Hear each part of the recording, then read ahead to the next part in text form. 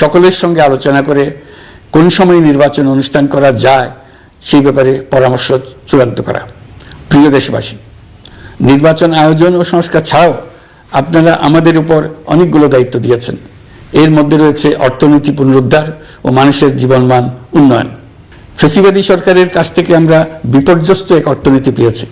আমাদের বৈদেশিক রিজার্ভ তলানিতে গিয়ে থেকেছিল।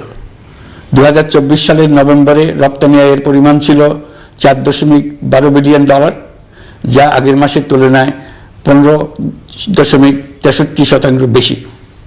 সামগ্রিকভাবে 2024 সালের জুলাই নভেম্বর সময়কালে রপ্তানি $16.11 বিলিয়ন মার্কিন ডলারে পৌঁছেছে। গত বছর একই সময়ে রপ্তানি আয় ছিল $14.34 বিলিয়ন মার্কিন ডলার। বছরের হিসাবে এই প্রান্তিকে রপ্তানি আয়ের প্রবৃদ্ধি 12.34%। বৈদেশিক মুদ্রার রিজার্ভ $19 বিলিয়ন পৌঁছেছে। এসবের মাধ্যমে আমাদের অর্থনীতি ঘুরে দাঁড়াতে শুরু করেছে।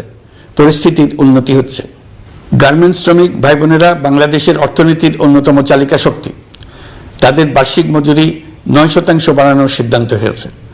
মূল্যস্ফীতির বিষয়টি বিবেচনা করে শ্রমিক ইউনিয়ন মালিক পক্ষের সঙ্গে আলোচনার ভিত্তিতে এটি নির্ধারণ করা হয়েছে।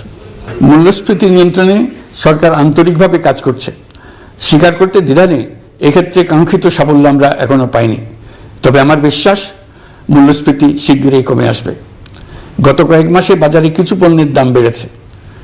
আমরা সরবরাহ বাড়িয়ে, আমদানিতে শুল্ক ছাড় দিয়ে, মধ্যস্বত্বভোগীদের দৌরাত্ম্য কমিয়ে এবং বাজার তদারকির মধ্য দিয়ে জিনিসপত্রের দাম কমিয়ে আনার চেষ্টা করছি। পরিবহন খাতে চাঁদাবাজি এখনও পুরোপুরি বন্ধ করা যায়নি। এটা সম্ভব হলে আমরা আশা করি জিনিসপত্রের দাম আরও কমে আসবে।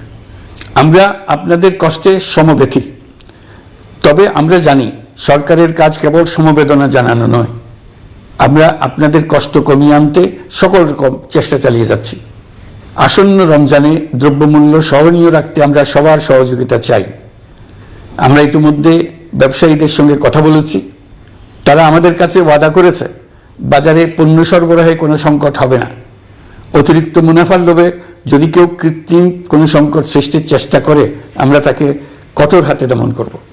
বাজার সিন্ডিকেটের দৌরাত্ম্য বন্ধ করতে বিকল্প কৃষি বাজার চালু করার লক্ষ্যে আমরা কাজ করে যাচ্ছি। প্রিয় দেশবাসী, হত্যাযজ্ঞের সাথে জড়িত পতিত স্বৈরশাসক ও তার দোসরদের বিচার কার্যক্রম এগিয়ে চলছে। এই জন্য আন্তর্জাতিক অপরাধ ট্রাইব্যুনাল আইন সংশোধন করা হয়েছে। বিচার প্রক্রিয়ায় স্বচ্ছতা নিশ্চিত করার জন্য আসামিদের বিদেশি আইনজীবী নিয়োগের সুযোগ দেওয়া হয়েছে। আত্মপক্ষ সমর্থনের সব ধরনের সুযোগ তারা পাবেন। বিচার প্রক্রিয়া সাংবাদিক, মানবাধিকার কর্মী ও অন্যান্য পর্যবেক্ষকদের জন্য উন্মুক্ত রাখা হয়েছে। বিচারের যে কোনো অংশ চাইলে যে কেউ রেকর্ড করার সুযোগ পাবেন। আইসিসি প্রসিকিউটর করিম খান সম্প্রতি আমার সাথে দেখা করেছেন।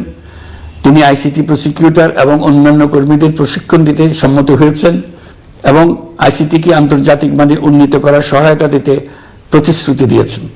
আলাদাভাবে আমরা গণহত্যাকারীদের বিরুদ্ধে আন্তর্জাতিক অপরাধ আদালতে মানবতা বিরোধী অপরাধের মামলা করব বলে তাকে জানিয়েছি। প্রিয় দেশবাসী, জুলাই বিপ্লবে বাংলাদেশের ছাত্র শ্রমিক জনতা মিলে যে অসাধ্য সাধন করেছে তার অন্যতম শক্তিশালী ভূমিকায় ছিল এদেশের নারীরা। ফ্যাসিবাদী শক্তির প্রাণঘাতী অস্ত্রের সামনে হিমালয়ের মতো দাঁড়িয়েছিল আমাদের মেয়েরা। স্কুল, কলেজ, বিশ্ববিদ্যালয়ের ছাত্রী, শিক্ষক, অভিভাবক, চাকরিজীবী, শ্রমজীবী, সকল পেশার, সকল বয়সের নারীরা এই আন্দোলনে বিরাট ভূমিকা রেখেছে।